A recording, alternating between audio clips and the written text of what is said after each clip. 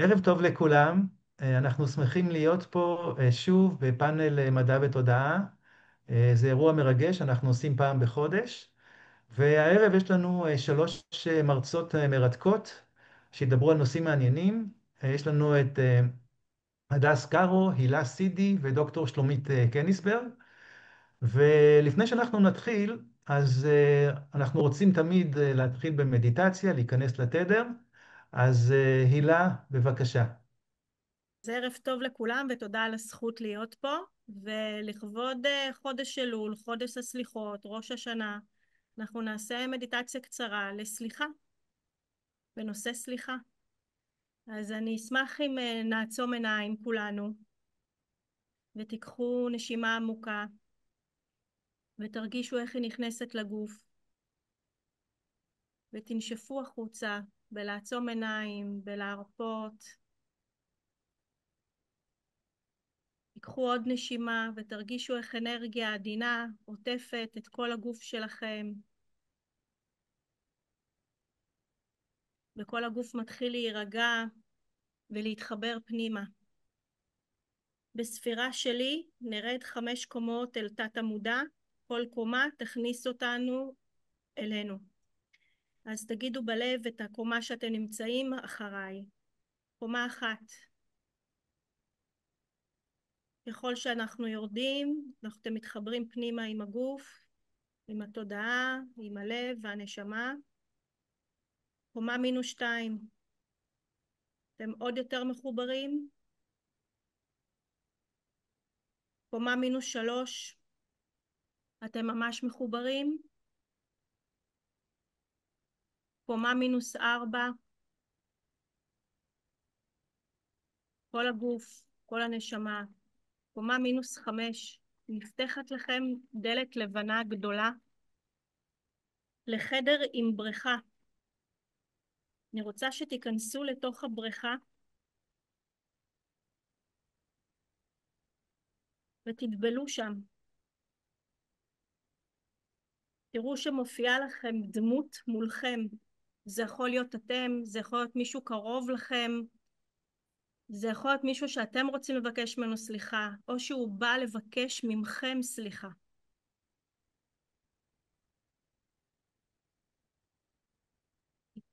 תקשיבו לדברים שאתם מרגישים.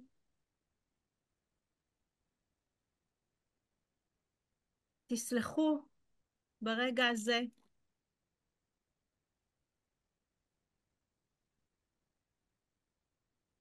ותראו שהבן אדם הזה או אתם נותנים ורד אדום. אני רוצה שתיקחו את הוורד הזה ושתיזרו בלב או שלכם או של האדם השני, או שהוא מעניק לכם את הוורד.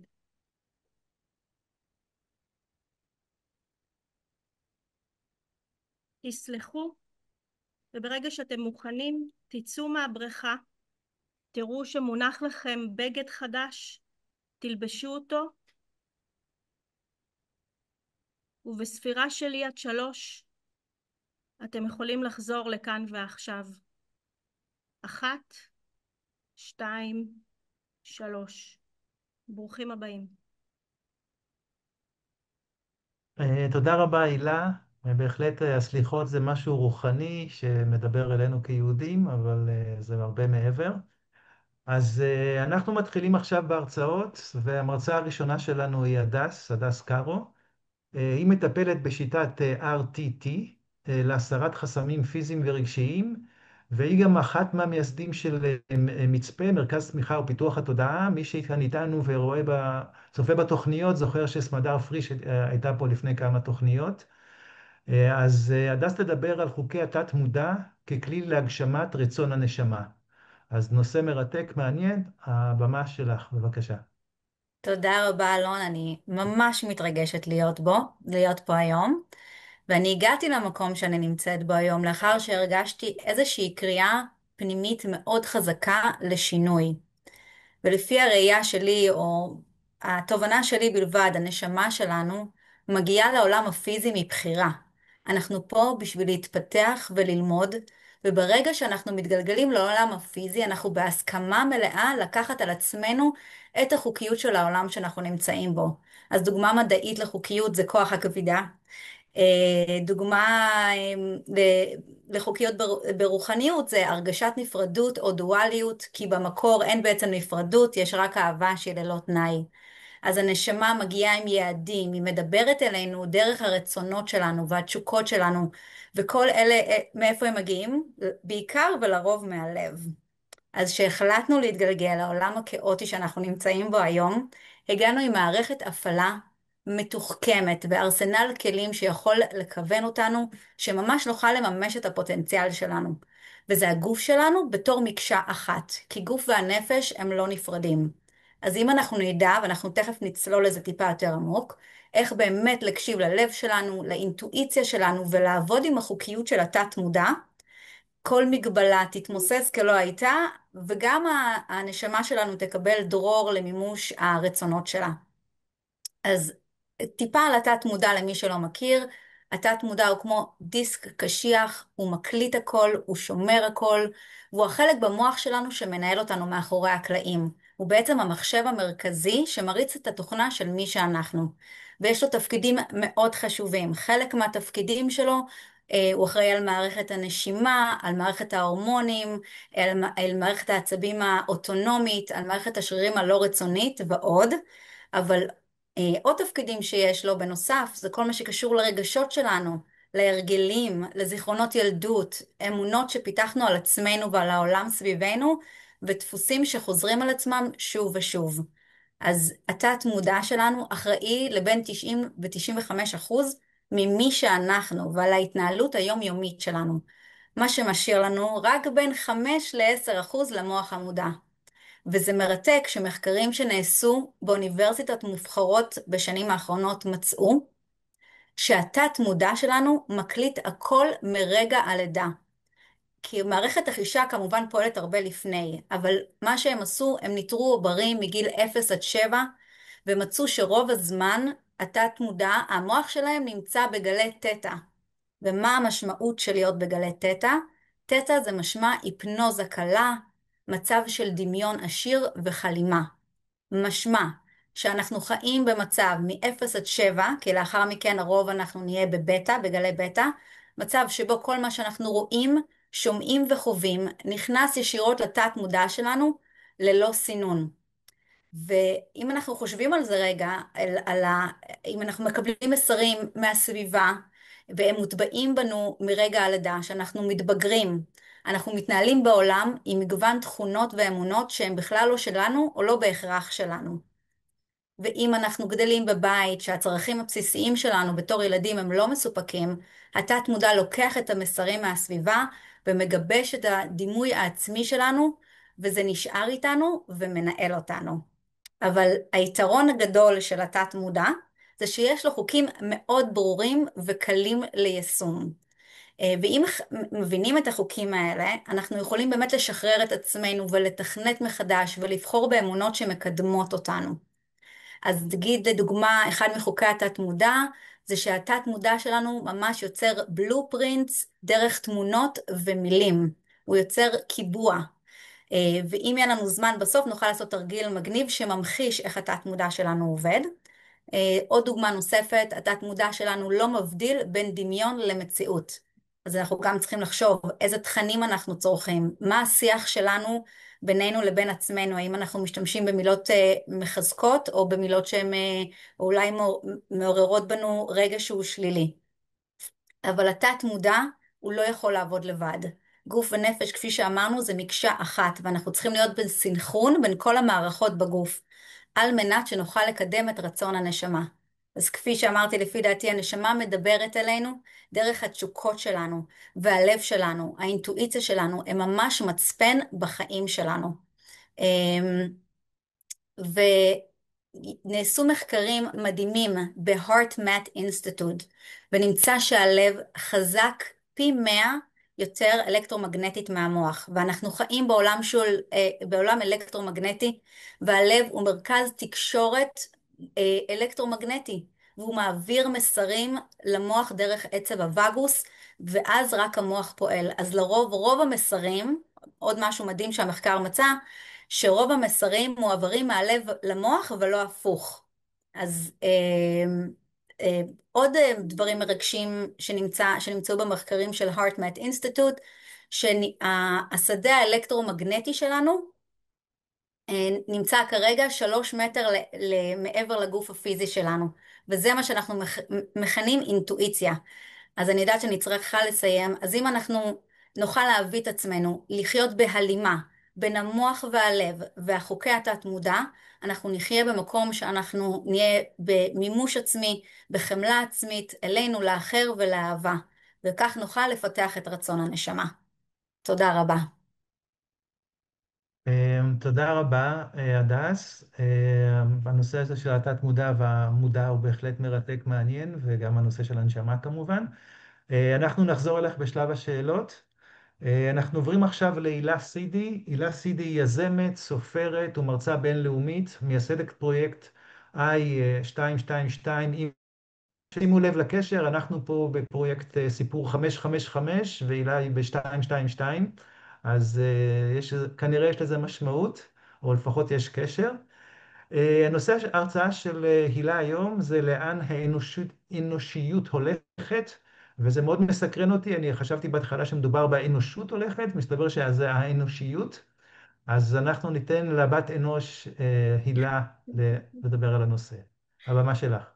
טוב, אז ערב טוב לכולם, תודה על הזכות, הטיימר רץ, מהמם. אז אני יזמית של מיזם שנקרא 222, אימפקט, שזה פלטפורמה גלובלית לסיפורי השראה וערך של אנשים, בפורמט קצר, עד 2 דקות 22 שניות, או ב-222 מילים, ואיזה כיף לראות שאנשים עושים את הערך שאני מביאה ומפיצים את זה בעוד ערכים. אז אני רוצה לדבר איתכם על סטטיסטיקות. יש לנו 1,440 רגעים ביום ו-518,000 רגעים בשנה. רובנו האנשים, רוב האנשים, הם חיים לצד החיים. הם מפחדים לחיות. אם ניקח סקר שעשו אנשים, סטטיסטיקות, רוב האנשים לפני המוות, הם אומרים שמצטערים שהם מתו, כי הם פחדו לחיות את צו הלב שלהם. אפרופו הדס דיברה על הלב, אז אנחנו נדבר עכשיו הרבה על הלב. פחדו להגשים את עצמם, הם ריצו את העולם, את האנשים האחרים ולא את עצמם, וזה אחד הצערים הכי גדולים של האנשים. אז לפני 19 שנים, באמצע קריירה מצליחה, עברתי 3 תאונות דרכים בשנה וחצי, והייתי בגיל 30, ושהלכתי לרופא, יצאתי נכה ב-60%, ושהלכתי לרופא, הוא אמר לי, הילה, החיים שלך יישארו ככה. והיה לי ברור, שמתי לי הבטחה בלב אפרופו, ואמרתי ככה אני לא נשארת, אבל יצאתי למחקר. וכשיצאתי מהרופא הבנתי שאני צריכה לחקור 2 דברים. 1, מה מניע האדם לפעולה ללא תלות במצבו, ואיך עוקפים את החשיבה השלילית.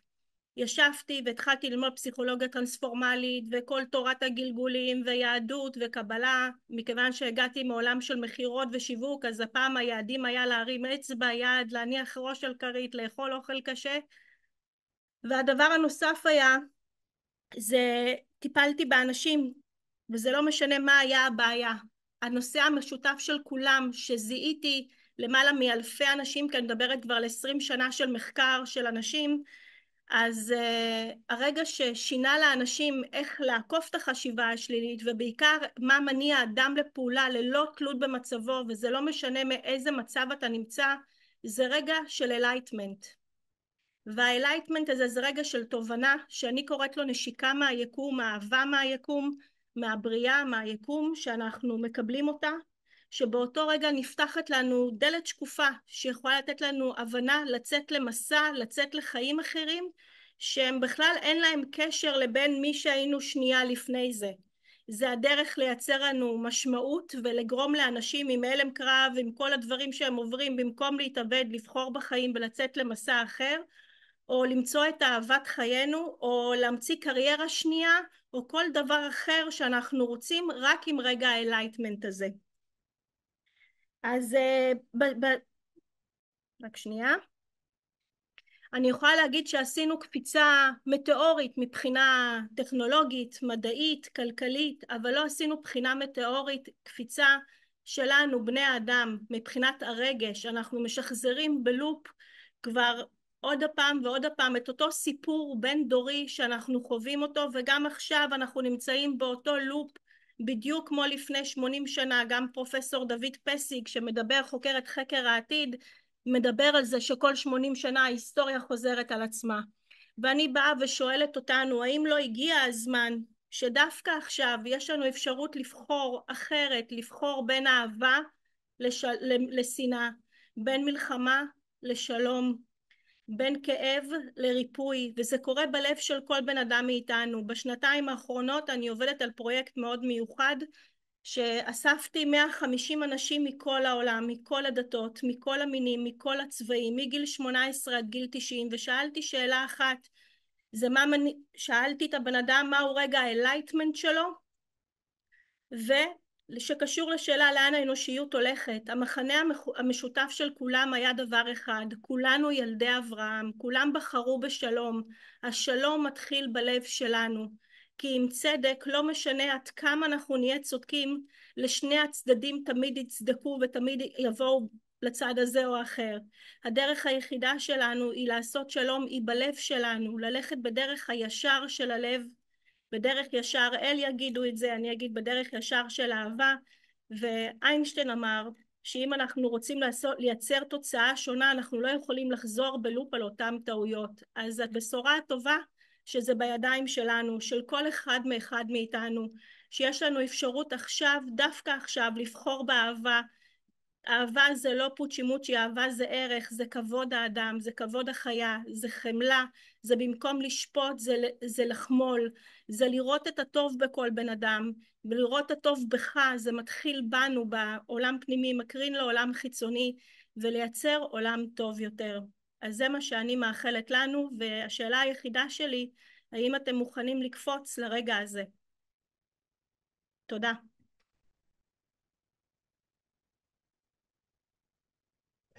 תודה רבה, הילה. באמת מילים נוקבות ובעלות השראה.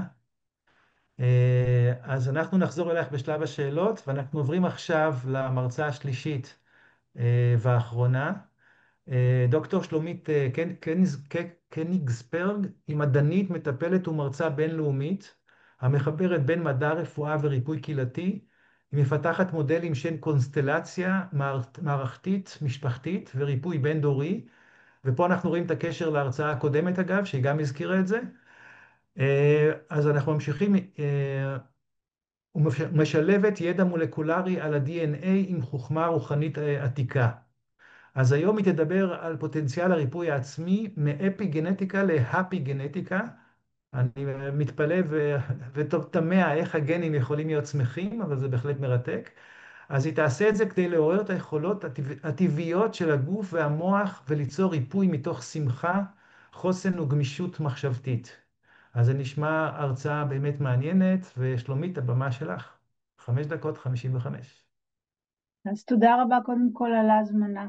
זה ממש מרגש, ועוד לשמוע את שתי הדוברות הקודמות שבאמת מדברות על כל הצד הרוחני ואיך אפשר לחבר את זה למדע. אז בהכשרה שלי אני מדענית, אני דוקטור לביולוגיה מולקולרית ולאפי-גנטיקה, והרבה מאוד שנים עבדתי במעבדות, הייתי ככה הארדקור מדע, וקצת התרחקתי מהרוחניות. אבל באיזשהו שלב הבנתי שאנחנו לא יכולים רק לעבוד מתוך הגנטיקה ומתוך הגוף, וחיפשתי דרכים נוספות, והבנתי שהריפוי יכול להתחיל לא מתרופה או מאיזשהו מכשיר, אלא ממש בתוך הגוף שלנו, וצריך לערב את התודעה והרגש והחוויה, כי ראיתי שהרבה פעמים זוגות שלא נכנסים להיריון, ב-50% מהמקרים הסיבה היא לא ידועה, אבל ברגע שאנחנו עושים איזשהו טיפול רגשי, איזשהו טיפול נפשי, שאנחנו מסתכלים על מה קורה בשרשרת הדורות, אנחנו בהחלט יכולים למצוא לזה פתרון. אז האם אנחנו יכולים להשפיע על הבריאות שלנו מתוכנו, האם יש לנו פוטנציאל ריפוי עצמי? אז בהחלט התשובה היא מדעית היא כן. אני רוצה להזכיר מה זה גנטיקה ואפי-גנטיקה. אז גנטיקה היא בעצם תורת הגנים שלנו. כל אחד מאיתנו נולד עם ספר הוראות שנקרא בעצם, הוא נקרא הקוד הגנטי, והוא נמצא בכל תא ותא בגוף שלנו. הוא נמצא אצל כל האנושות, אצל כל אדם על פני כדור הארץ. הוא משותף לכל היצורים החיים על פני כדור הארץ, והמקור שלו בעצם הוא כוכבים, אנחנו בעצם אבק כוכבים. ואפיגנטיקה זה מה שנמצא מעל הקוד הגנטי שלנו, שהקוד הגנטי ברוב המקרים לא משתנה, אבל האפיגנטיקה היא כמו אם אין מתגים שאפשר להוריד או להוסיף על הקוד הגנטי שלנו, וזה לא משנה את התורשה שלנו, אבל זה בעצם, אם תדמיינו שהגנים שלנו, הקוד הגנטי שלנו הוא פסנתר, אז בעצם מה שקורה בחיים שלנו זה תלוי מי מנגן על הפסנתר הזה. כלומר, התודעה שלנו מושפעת מהסביבה הרגשית, מהלחצים שאנחנו נמצאים בהם, בשמחה שלנו, בתזונה שלנו, במערכות היחסים שלנו, בעצם בהוויה שלנו, איך אנחנו מסתובבים בעולם, וכל זה משפיע על ביטוי הגנים שלנו. אז אולי אנחנו לא יכולים לשנות את המוזיקה שירשנו מהבית, אבל אנחנו בהחלט יכולים לשנות את האופן שבו אנחנו מנגנים את המוזיקה הזאת. אז דוגמה מצוינת זה הטלומרים שלנו, זו רק דוגמה אחת לאפיגנטיקה. מי שהייתה לפניי לפני כמה הרצאות, דוקטור ליאת אדרי דיברה הרבה מאוד על הטלומרים, אז אני לא ארחיב יותר מזה, אבל אני רוצה לספר לכם שבקצוות של כל הכרומוזום שלנו, ה-DNA שלנו שארוז בכרומוזומים, בקצוות יש מקטעים שנקראים טלומרים, שהם בעצם השעון של התא, והם כמו, אם תדמיינו, שרוכים של נעליים, אז בכל קצה של שרוך נעליים יש מין פלסטיק כזה ששומר עליו, זה בעצם הטלומרים שלנו. ואת הטלומרים האלה אנחנו יכולים להשפיע עליהם, ומצאו דוקטור אליזבת בלאקברן, שאתם רואים את הספר שלה שהיא הוציאה פה יחד עם דוקטור איריס אפל, הם מצאו שבעזרת מדיטציה אפשר לשנות את אורך הטלומרים, אפשר לשלוט על האורך שלהם. ומה שהיא עשתה, דוקטור אליזבת אפל ובלאקברן, מה שהם עשו, הם בדקו וראו שאנשים שנמצאים בהוויה שהיא לא בסטרס, זאת אומרת, הם חיים בתודעה למרות הנסיבות מסביב, בתודעה שהיא תודעה שמחה, התאים שלהם מבחינה ביולוגית נשארים הרבה יותר צעירים. ואני פיתחתי את זה לתוך מודל שנקרא מודל הטנסגריטי, שמדבר גם על גמישות וגם על קשיחות. אתם יכולים לראות פה בתמונה, מי שזוכר, היו משחקים כאלה שאפשר היה ללחוץ עליהם, והם היו מתקבצים ועולים חזרה, וזה בעצם מודל הטנסגריטי, ללמד אותנו איך להיות במחשבה שהיא גמישה, אבל הגוף יכול להיות קשיח. כמו שלגוף שלנו יש שרירים ועצמות, ואנחנו יכולים להתקפל וגם להיפתח מחדש, אותו דבר בהוויה שלנו, בתודעה שלנו. הידיעה שלנו, מה שאנחנו למדנו בדרך, היא אולי הקשיחות, אבל יש לנו מחשבה והתנהגות שיכולים להיות בהחלט גמישים. וזה מחזיר אותי למה שאמרו שתי הדוברות הקודמות על התודעה ועל תת התודעה. אז ה-DNA שלנו מורכב בעצם בצורה מאוד דומה, 95% מה-DNA שלנו לא מקודד, זאת אומרת זה כל התת מודע שלנו, ורק 5% מה-DNA שלנו מקודד, זאת אומרת המודע. אז גם הביולוגיה שלנו והפיזיולוגיה שלנו מדברת על אותם דברים שאנחנו מדברים מבחינה רוחנית. והדרך שבה אני עושה את זה, ואני חושבת שהיא דרך מאוד נחמדה, היא דרך משחקים כתהליכי ריפוי, כי המשחק מחזיר אותנו למקום שבו הכל אפשרי, שהוא עוקף את המוח ההגיוני, הוא מאפשר לנו לשחק כמו ילדים, ודרך ייצוגים פשוטים בתוך המשחק, כי משלבים בזה גם קונסטלציה, אפשר לזהות דפוסים, לשמוע את הילד הפנימי, ולאפשר שינוי תודעתי, וזה גם מחזיר אותי לאחת הדוברות הקודמות, שאמרה שאנחנו זוכרים דימויים ומילים, וזה בדיוק מה שקורה בקונסטלציה, בדרך המשחק הזה של הדרך החכמה. אז תודה רבה על האפשרות באמת לדבר על הדברים המעניינים האלה. וואו, תודה רבה. איזה דברים מעניינים מרתקים. יש לי כבר רשמתי שאלות בשבילך, כמו גם לשאר המרצות. אז תודה רבה לשלושת המרצות על הרצאות מרתקות מעניינות, ואנחנו עוברים לשלב השאלות לפי הסדר. אנחנו נתחיל עם הדס קארו. הדס, רציתי לשאול קודם כל שאלה טכנית, אמר שאת מטפלת ב-RTT, מה זה RTT? אם את יכולה לספר קצת על השיטה הזאת? בוודאי, RTT זה Rapid Transformational Therapy. זה אומר שזה טיפול טרנספורמטיבי מהיר, והוא פותח על ידי מארי ספיר לפני 35 שנה.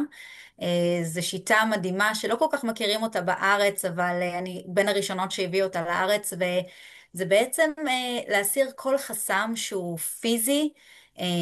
זאת אומרת, כמו שאמרה דוקטור שלומית, הכל, גם אם עושים איזושהי מדיטציה זה יכול להשפיע על אורך התולמרים, וגם פה אנחנו רואים שהרבה פעמים מחלות יכולות להגיע בתצורה פיזית, אבל הן בעצם נפשיות. אז מחלות שהן כרוניות, מחלות אוטואימיוניות, כאב כרוני שהוא לא מוסבר, הרבה פעמים נובע מאיזשהו דיסוננס, רגשות שהם לא מעובדים, ואמונות מגבילות. אז אני מטפלת גם בהרבה באספקט הפיזי, אבל גם כמובן באספקט הנפשי, על דפוסים שחוזרים על עצמם, על הרגלים שחוזרים על עצמם, ואנחנו עושים את זה דרך איזשהו פרוטוקול ייחודי, שאנחנו נכנסים לתת מודע, אנחנו עושים שיח מאוד מפרה מול התת מודע ומוצאים מה שורש הבעיה, איפה החסם יושב, ולאחר מכן אפשר להתחיל תהליך של ריפוי. ובגלל זה אני נורא נורא אוהבת את RTT, כי הוא משלב גם NLP, גם CBT, גם נוירוסייאנס, גם פסיכותרפיה והיפנותרפיה תחת פרוטוקול אחד. ויש הרבה כלים לעבוד עם התת מודע, המערכות שלנו בגוף, ריפוי תאי, וגם כמובן כל מה שהיא אמונה מגבילה או חסם נפשי. אני מקווה שזה היה ברור. כן, היה ברור, תודה רבה. בהחלט נשמע מעניין ומרתק, וכבר בא לי להיות מטופל שלך. נשמח. אה, תודה. אז הזכרת את זה שאת המייסדת של מצפה, מן הסתם יש כמה מייסדים, הייתה לנו פה גם את סמדר, אבל אנחנו נכון. נשמח לתזכורת קצרה על הארגון הנפלא הזה ועל הפעילות שאתם עושים, אבל ממש בקצרה, כי יש לנו עוד שאלות. נהדר, אז מצפה זה, כפי שאמרתי בהתחלה, זה מרכז לצמיחה ופיתוח התודעה, והוא הגיע מאותו מקום של קריאה, אנחנו 6 מייסדים, וזה הגיע מאותו מקום של קריאה עבור כולנו, אה, לעשות שינוי בעולם, להביא לקדמת הבמה תודעה, רוחניות, ביחד עם מדע, ולשחרר אנשים, לשחרר אנשים מהמיסוך שכרגע יש.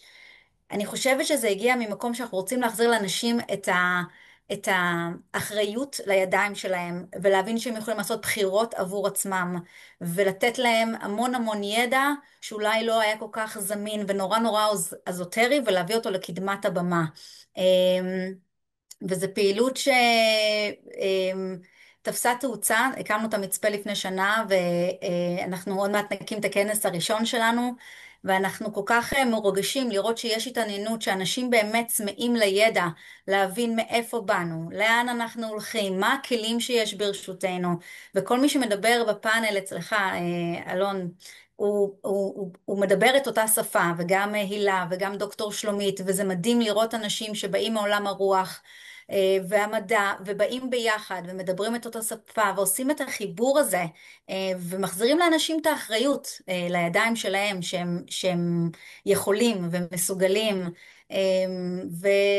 וזו המטרה של מצפה, פשוט לפתוח לאנשים את התודעה, שהם יבינו שכולנו אחד, שאנחנו שיקוף אחד של השני, שיש פה אהבה שהיא ללא תנאי וללא גבולות, ואם אנחנו נראה, אם נפעל כולנו מהמקום הזה, החיים של כולנו על הפלנטה הזאת ייראו אחרת. אז זה הכוונה מאחורי מצפה. כן, יפה, יוזמה נפלאה וברוכה, ואני מחזק אתכם ומקווה שבאמת זה הכל יצליח, כולל הכנסים, ושהפעילות תצמח ותפרח. תודה. הזכרת את המודע ואת התת-מודע, ואני מניח שהקהל שלנו די מכיר את המושגים, אבל עדיין הייתי שמח שאולי תסבירי אולי לכאלה שפחות מכירים, איך באמת מתקשרים עם התת-מודע, עושים את זה באימייל, בטלפון, איך עושים את זה בצורה פשוטה.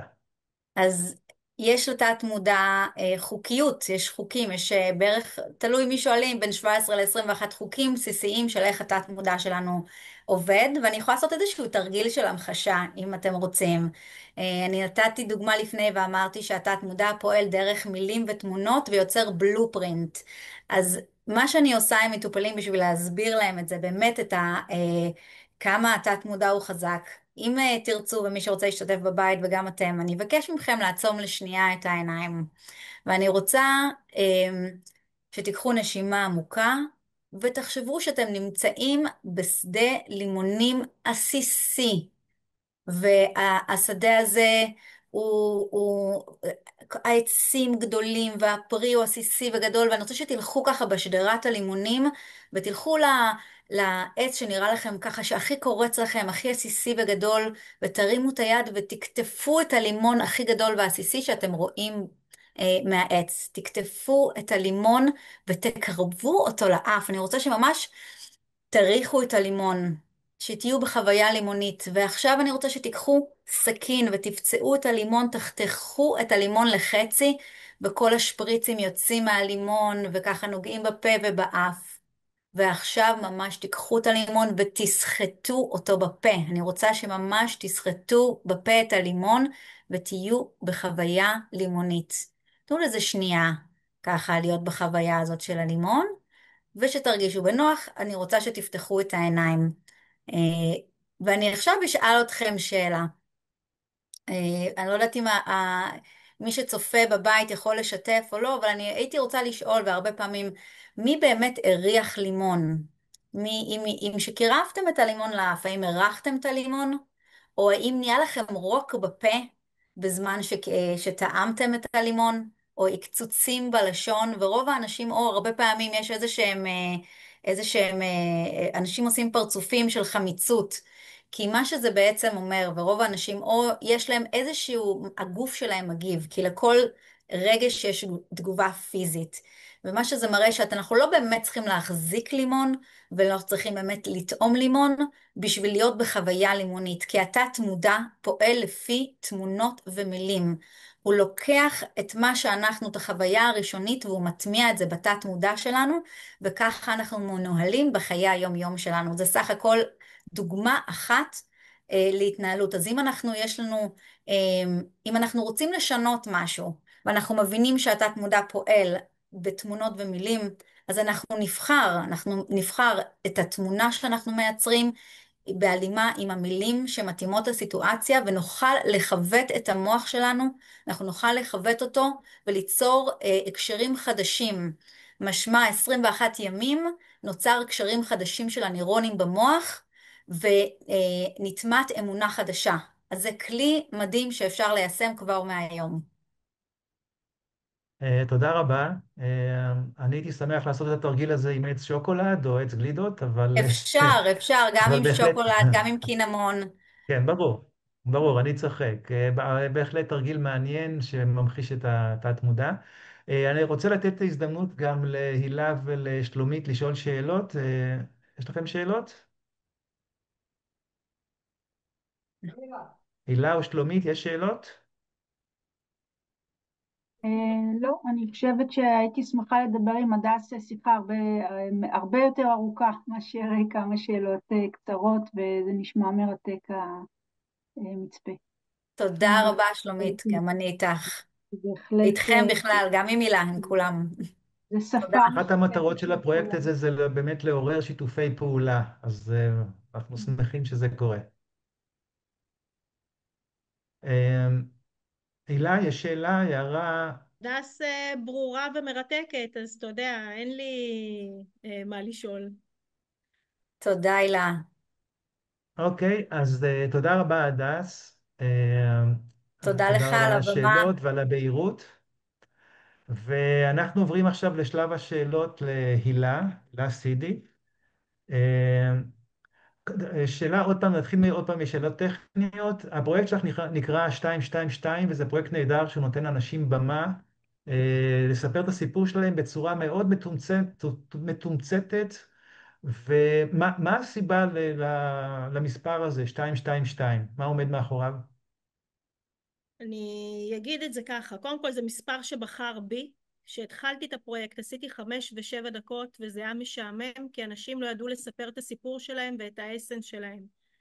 ואז התחלתי גם את המיזם ברעיון שלו לפני 10 שנים, אז זה היה עוד כל העולם של ההרצאות, סדנאות, הכל היה בחיתולים מה שנקרא, ואנשים לא ידעו לספר את הסיפור.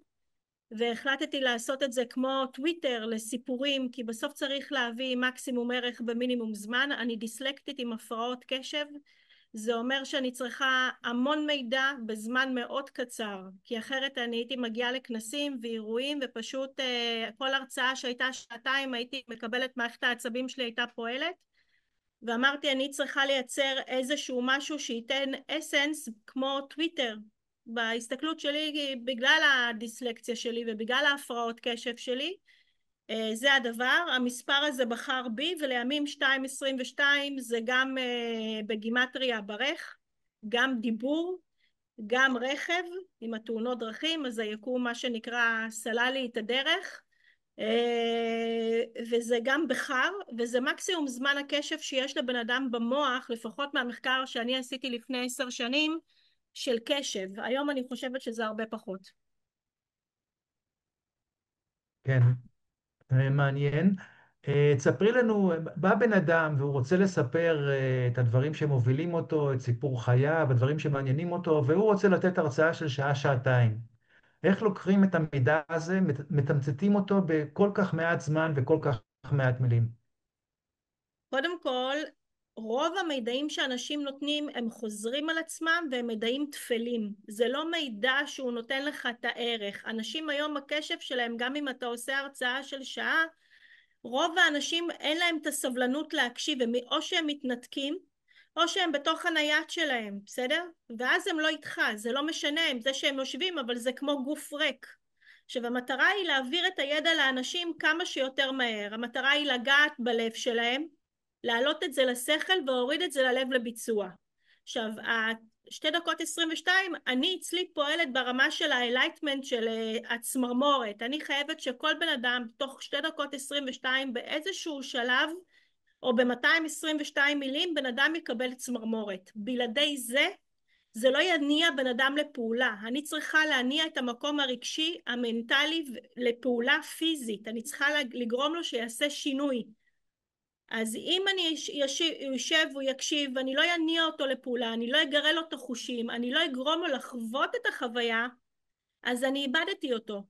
אז אני לא רוצה לאבד אותו. אז זה הדבר, אז זה לשבת עם כל בן אדם שעות. אני ישבתי עם אלפי אנשים, הקשבתי לסיפורים שלהם, בניתי ביחד איתם איך לספר אותם, איך להציג את זה, איך לדייק את האסנס שלהם והמסר שלהם, כדי שזה יביא אותם, לא את התבניות שלהם, לא את הטייטלים שלהם, את האסנס האמיתי. ורוב האנשים שעבדתי איתם, שזה אלפי אנשים, זה בעיקר מודים לי ואומרים לי לא ידעתי שזה אני. אז גם מהחוויה הזאת הם יוצאים עם ערך מוסף מאוד גדול, כי הם הולכים לעולם עם ביטחון ועוגן לדעת מי אני בעולם הזה.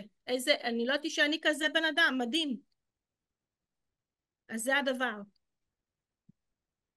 כן, יפה מאוד שבעצם את מוציאה פה ממש את התמצית או את הרכז של המסר של האנשים. אני בטוח שזה עוזר לאנשים להבין את עצמם ולשווק את עצמם או לבטא את עצמם בעולם. אה, הנושא של ההרצאה שלך היה לאן האנושיות הולכת. אז בשורה התחתונה, לאן היא הולכת? אני חושבת שזו בחירה כרגע מאוד קריטית. אני חושבת דווקא שמה שהיה עם צ'ארלי שבוע שעבר, שמסות של אנשים יצאו לרחובות, אז אנחנו נמצאים אני רוצה להאמין שיהיה לנו קפיצה קוונטית לבחור בטוב, והאנושות תלך לטוב.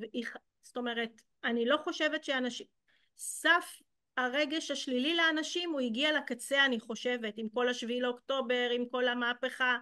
אנשים רבועים, הם מחפשים טוב, הם מחפשים להניח את הראש, אתה יודע, ללכת לישון בלי לשמוע את כל רק מלחמה כל היום, זה מאוד קשה. ואני חושבת שאנחנו רואים את העולם מתעורר ובוחר בטוב. וזה קפיצה גוונטית מדהימה, שאנחנו נראה את זה בשנים הקרובות ונחגוג את זה. אני מסכים איתך לגמרי, אני מאמין שבאמת האנושות הולכת לכיוון הזה של יותר אנושיות. אנחנו גם יודעים, מהדוקטורט שלי באסטרונומיה, אנחנו יודעים מהתבוננות, כן, בסיבוב כדור הארץ, שבעצם לפני שהשמש עולה, אז באמת זה הזמן הכי קר והכי אפל. אז עכשיו אנחנו באמת בזמן אפל, גם מבחינה מקומית וגם מבחינה עולמית, כמו שאנחנו רואים ברצח הזה שהיה. אבל אנחנו באמת אופטימיים שהמצב ישתפר. אז תודה רבה לך על ההבהרות, ואנחנו פותחים את הבמה גם לשאלות לשלומית ולהדס. יש לכם שאלות להילה? אין לי שאלה, אני רק רוצה לשתף ברגע שאמרת בשתי דקות 22 שניות או באיזושהי קונסטלציה של 2-2-2 את רוצה שבן אדם יקבל צמרמורת בגוף, אני קיבלתי צמרמורת בגוף. אז רציתי לשתף אותך שזה היה ממש, היינו בהלימה, בהתאמה. איזה אה, זכות, איזה זכות. אם אבל אני... כן, תגידי כן, סליחה. אני רציתי להוסיף שגם המחקרים מראים שאם אין עבודה בגוף, אם שזה לא נובע מתוך האדם עצמו, השינוי הוא קטן מאוד. אז גם אני למדתי NLP, CBT, כל הדברים האלה, אני פחות, היום כשאני עושה גם קונסטלציה משפחתית ואנחנו עושים עבודת גוף, אני גם רואה שהשינוי הוא רק מימש את עצמו מאוד בגוף. אז זה באמת נטמע בתוך הגוף וזה לא הולך לאיבוד, הולכים הביתה ושוכחים. אז אני חושבת שהדרך הזאת היא נהדרת, ושזה מתומצת, זה גם זה מתכתב עם עוד תורות אחרות כמו ימימה שצריך לדייק וכל המחשבה סביב זה ואיך אני לוקח את כל הסיפור חיים שלי ובעצם מתמצת אותו ונותן אותו כמסר, זה ממש ממש חשוב. זה תודה. מדהים. תודה. אני רק רוצה להוסיף משהו קטן. כשאני מדברת על אהבה, חשוב לי להבין שאני חושבת שרובנו לא חווינו אהבה, אנחנו לא יודעים מה זה אהבה בעולם, כי לימדו אותנו התניות ושיפוטיות וכל כך הרבה דברים שליליים, ורק עכשיו אני חושבת שנפתח צוהר בעולם להבין מה זה אהבה, מה זה כבוד, מה זה מגיע לך, מה זה מגיע לי, זאת אומרת המון תבניות שגדלנו עליהן הן לא נכונות, ואני חושבת שמה שנפתח לאנושות כרגע להבין, או הפיילוט שעשו עלינו, שהעולם עשה עלינו, הבינו שזה לא משרת, כי זה גרם למחלות, זה גרם לאפידמיות, זה גרם לתאונות דרכים, זאת אומרת זה לא הביא את האנשים להיות מאושרים ושמחים ובריאים, ולכן אני חושבת שבגלל זה האנושות מתעוררת, וכרגע אנחנו לומדים שפה חדשה שהיא שפת האהבה, זאת אומרת ככה אני רואה את זה.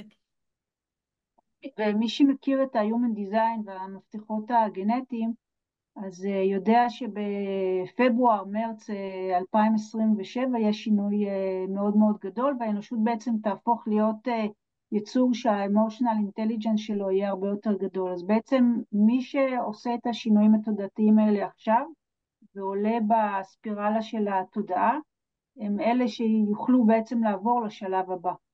וכל הסיפור הזה של אהבה ואהבה עצמית יהיה בעצם הדבר שינהל אותנו. אני מקווה שהבינה המלאכותית לא תשבש אותנו עד אז, אבל זה בהחלט השינוי בפתח. זה נקרא Human Design, ואני מציעה לכל אחד להתעניין בזה. אני חושבת שהבינה האנושית תיקח אותנו, היא תכריח את האנשים, כי הרבה מקצועות ייעלמו, לא יהיו. היא תכריח את האנשים להוציא מהם, להכיר את עצמם, לבנות את עצמם מחדש, ולהוציא מהם את המתנה שהם באו איתה ליקום, את האסנס שלהם, ואנחנו נגלה הרבה הרבה דברים חדשים מאנשים שלא חלמנו עליהם. טובים, ככה אני רואה את זה. אמן. אם אפשר גם להוסיף, אז אנחנו רואים את זה באסטרונומיה, השמש היא מקור של אור ואהבה, היא שולחת את האור שלה לכל הכיוונים, והיא לא מצפה שום דבר בתגובה.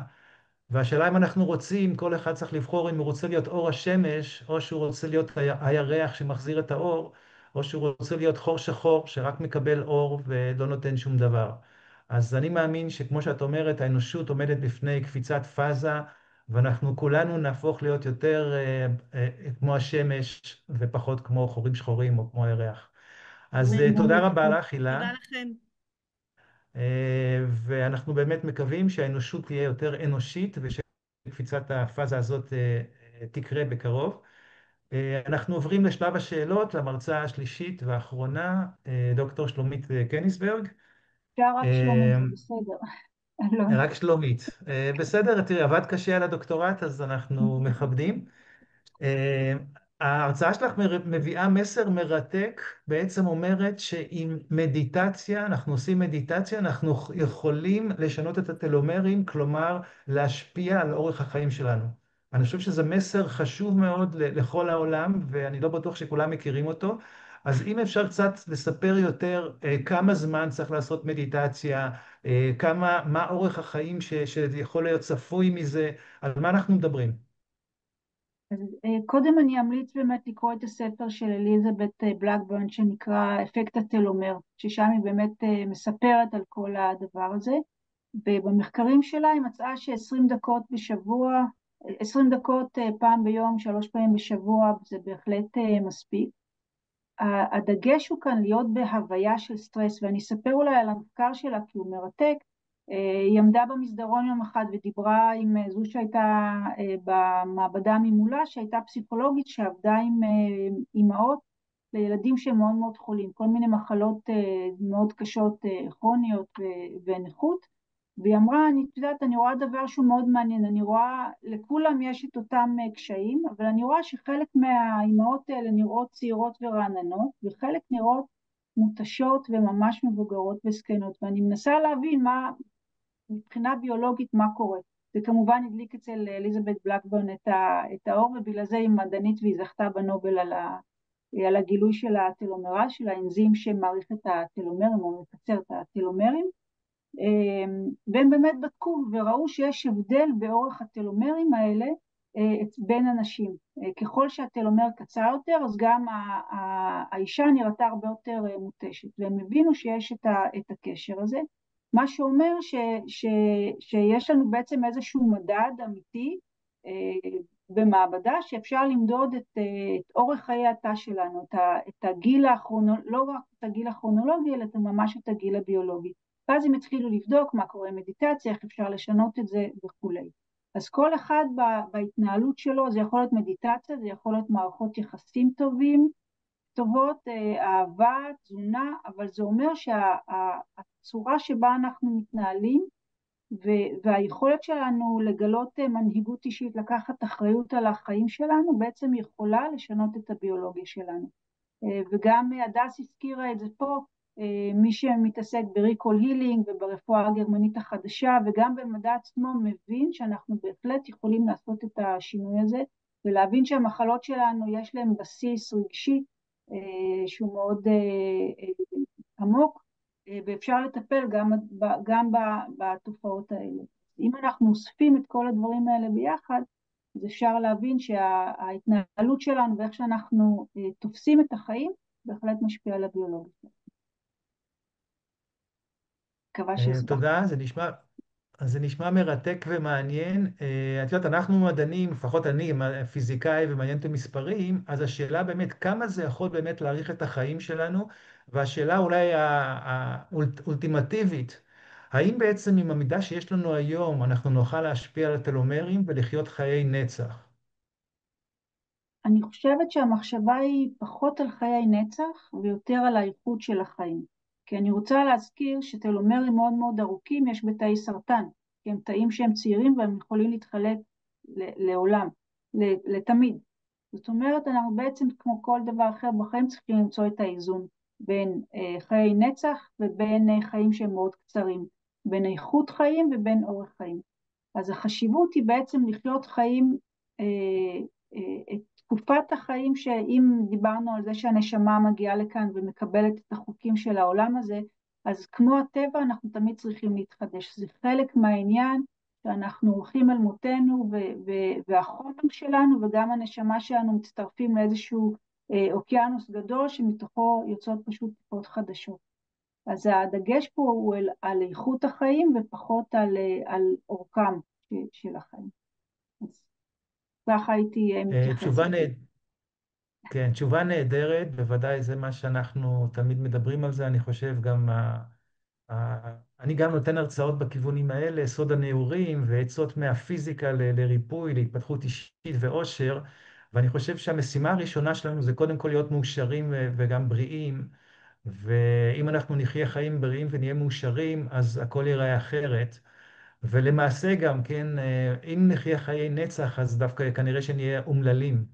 אני אומרת ודווקא שהכי חשוב זה להסתכל על הקו הקטן הזה שבין תאריך הלידה ותאריך המוות. תסתכלו על מצבות, יש קו קטנטן, שאלה היא מה המשמעות שאנחנו נותנים לקו הקטן הזה. כמה אנחנו באמת משקיעים באיכות החיים שלנו במקום הזה, במערכות היחסים שלנו, באיך אנחנו מתייחסים בכלל לאנשים אחרים וכמה טוב אנחנו מכניסים. ושמחה גם לא צריכה להיות משהו שכל החיים אנחנו שמחים, זה לשתול איים של שמחה ולדעת שיש גם זמנים קשים, זמנים קשים מאוד, התמודדויות, זה חלק מהחיים, זה מה שמעצב אותנו. אז אני חושבת שפה הייתי שמה את הדגש. כן, אז תודה רבה. הייתי שמח גם שתבהירי קצת לקהל על קונסטלציה, אבל אני מניח שאין לנו מספיק זמן לזה, תהליך נהדר שגם אני מכיר. אז אני מציע שאני נפתח את הסשן הזה לשאלות להילה ולהדס.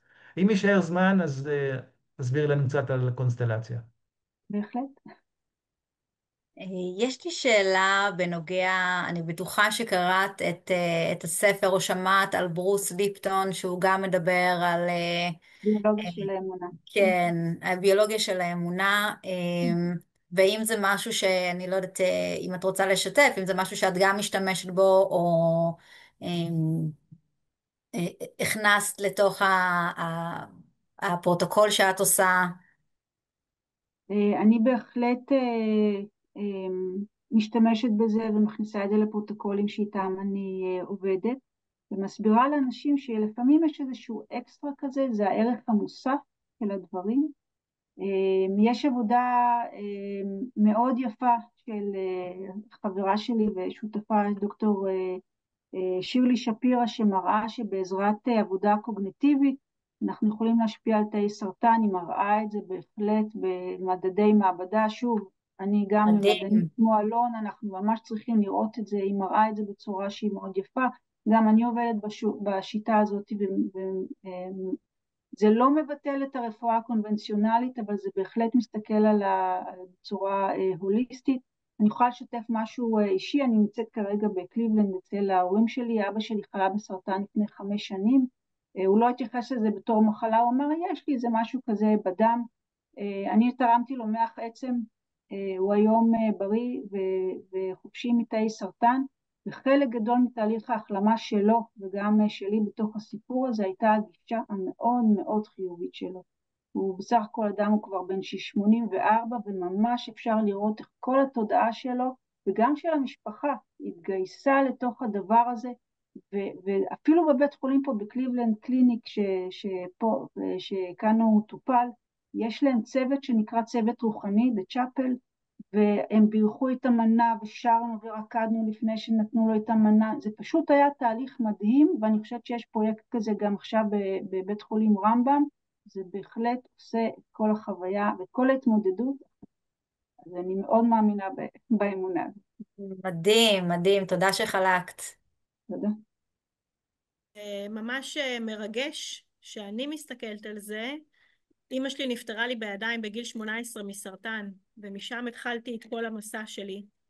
ושאני שומעת אותך אומרת את הדברים האלו, כי אני המון פחדתי מהמחלה הזאת כל כך, כי זה הביט אותי, ואז הבנתי שסרטן, לפחות בחוויה שאני הבנתי ואני גיליתי, זה אפשר לרפא את זה דרך תדר, אנרגיה, אני לא מדברת על הריפוי הקונבנציונלי, וגם דרך השושלת הדורית שלנו, ואת מביאה את זה ואת מוכיחה את זה מבחינה מדעית, ואני חושבת שזה מתנה לאנושות, ותודה על זה, כי את נותנת אופטימיות גדולה.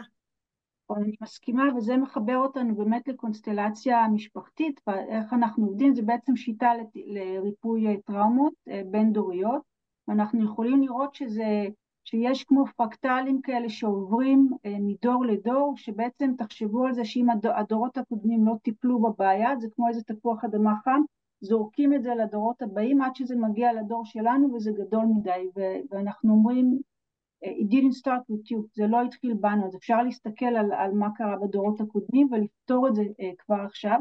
ואם מדברים על סרטן, זה בעצם עניין של שייכות, זה תא שאיבד את הגבולות שלו, שהוא לא יודע מה לעשות, שהוא מתפרץ, ובעצם צריך להחזיר אותו לתוך המשפחה, כדי שיגלה מחדש את המרקרים התאיים, או שייכנס מחדש לתוך השבט. זו תורה שלמה בפני עצמה שאפשר יכולים לשמוע בכל מיני פודקאסטים ולקרוא, אבל זה מרתק, בהחלט. אז יש מקום לריפוי. וואו. מדהים, תודה רבה. וואו, תודה רבה לכולכן. באמת הרצאות מרתקות, הרבה השראה והרבה מידע. המסר שאנחנו מעבירים פה, שהתודעה כמובן יכולה לרפא כל בעיה, כל דבר, כי בעצם הבסיס היא המקור שגרם את הדבר הזה. אנחנו נסיים במדיטציה קצרה, שאני אעביר, אלא אם כן שלומית או הדס רוצות להעביר. אוקיי, אז אני אעביר הבמה היא מדיטציה שלך, קצרה. אלון.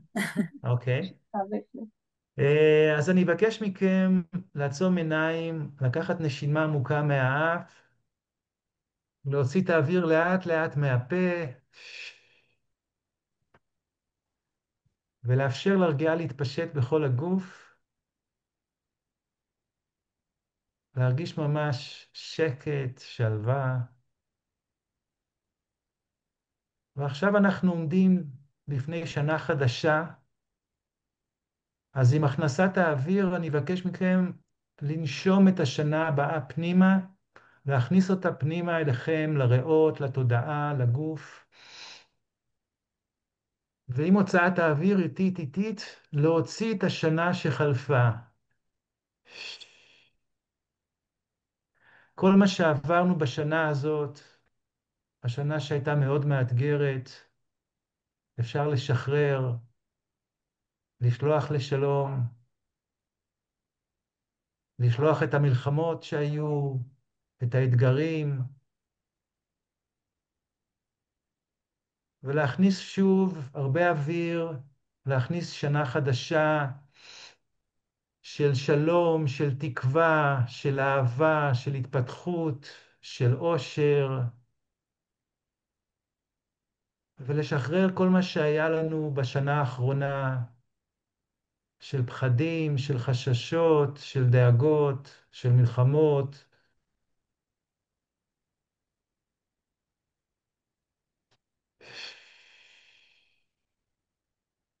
וניקח נשימה ארוכה מהאף, שחרור אוויר איטי איטי מהפה, ועצירה ממושכת בשקט, בשלווה, בחיבור למקור.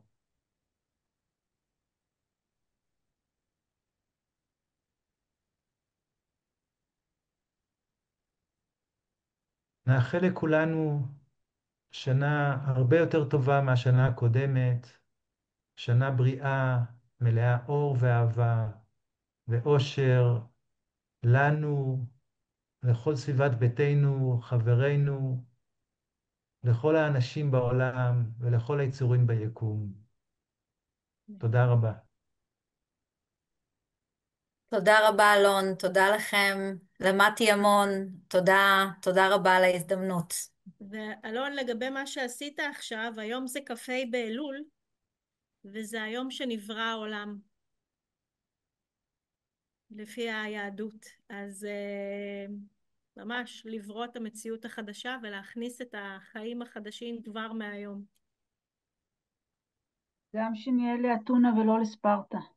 אני באמת מאחלת טוב, יפה, תודה שנברא רבה היום תודעה לכולכם. חדשה. תודה רבה. תודה זה רבה לכם על רבה. מדהים, הזכות. השעה בדיוק 20:00, בדיוק הזמן לסיים. תודה רבה תודה לכולכם, לכם. לכולכן, תודה. ואנחנו, תודה. תודה רבה לקהל הצופים, אנחנו נהיה בתוכנית חדשה עוד בערך כחודש, נעדכן. אז באמת שתהיה שנה טובה לכולנו, ותודה רבה לאנשים מאחורי הקלעים שמארגנים את הכל, לצוות סיפור 555, תודה רבה, תודה רבה. תודה, שנה טובה לכולם.